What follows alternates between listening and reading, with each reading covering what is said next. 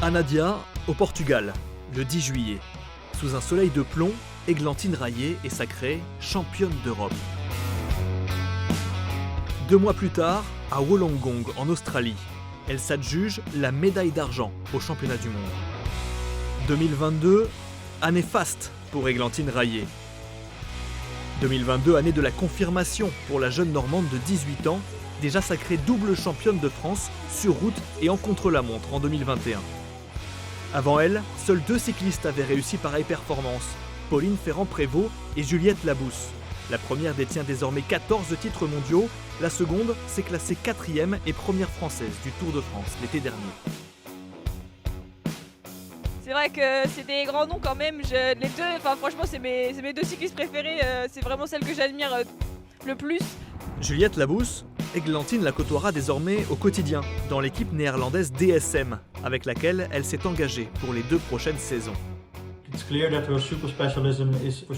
est clair que c'est une très bonne grimpeuse, mais elle se montre aussi très polyvalente. Elle remporte des sprints en petit comité, notamment l'année dernière sur des courses difficiles. C'est une puncheuse qui peut creuser des gros écarts en peu de temps, surtout en montagne. Elle est aussi très douée en contre-la-montre, ce qui prouve qu'elle a beaucoup de talent et qu'elle peut encore progresser. Ces 2 prochaines années professionnelles, elle les passera à vagabonder aux 4 coins de l'Europe. Cette année, ça va être vraiment rythmé de déplacements ou pour des stages ou pour des compétitions.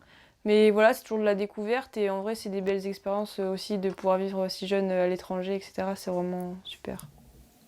Elle en a déjà vu du pays grâce au vélo, avec ses proches dans son sillage. En fait, l'histoire, c'est que mon fils a voulu faire du vélo. Du coup, le club le plus proche de chez nous, c'était Saint-Pierre-en-Auge. Et c'est comme ça que c'est parti et qu'on est arrivé au vélo et qu'on est là où on en est. C'est-à-dire que mes 2 enfants font du vélo. Mon mari, pour le coup, s'est acheté un bon vélo de route. Moi, j'ai fait du vélo pendant un certain temps. Je suis passée à l'électrique. Et désormais, je suis présidente du club. En une dizaine d'années, c'est toute une famille qui s'est convertie à la Petite Reine. Pour le plus grand plaisir de Jean, ce grand-père qui ne manquait pas une course de ses petits-enfants.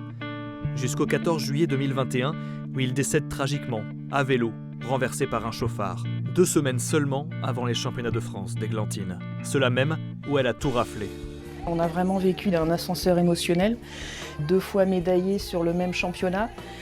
Et sur la victoire sur route, moi j'ai cru perdre le souffle, quoi. Parce que c'est plein d'émotions en fait. Une histoire qui en dit long sur les ressources mentales de la jeune championne. Un caractère de battante forgé en partie auprès de son père, Ludovic.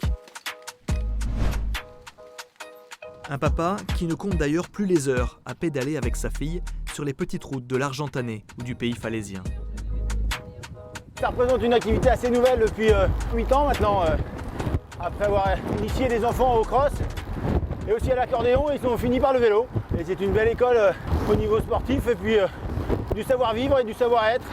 En parlant d'école, avant de quitter la région et sa vie de cycliste amateur, Églantine fait un crochet par le pôle espoir cycliste de Caen, où elle vient de passer ses 3 années de lycéenne. Je crois que c'était toi, t'étais champion. Ça, c'est quand t'as commencé, ça. Ouais, là, c'était vraiment le début. L'occasion d'une plongée dans les souvenirs avec son entraîneur, David Louvet.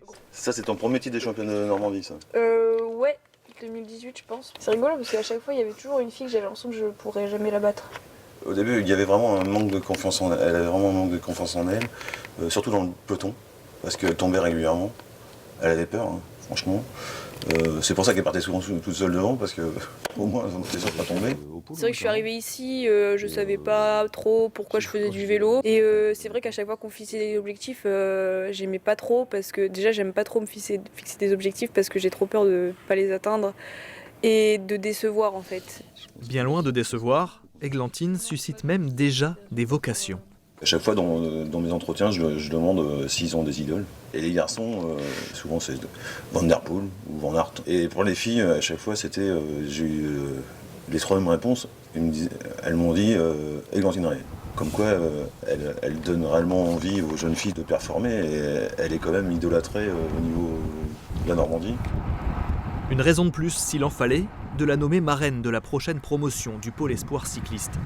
Une fierté supplémentaire pour la porteuse du maillot de championne d'Europe junior, tunique qu'une seule autre Française avait revêtue avant elle. À 18 ans, Églantine est à l'orée de sa carrière professionnelle, mais n'en délaisse pas moins ses études, grâce à des cours à distance.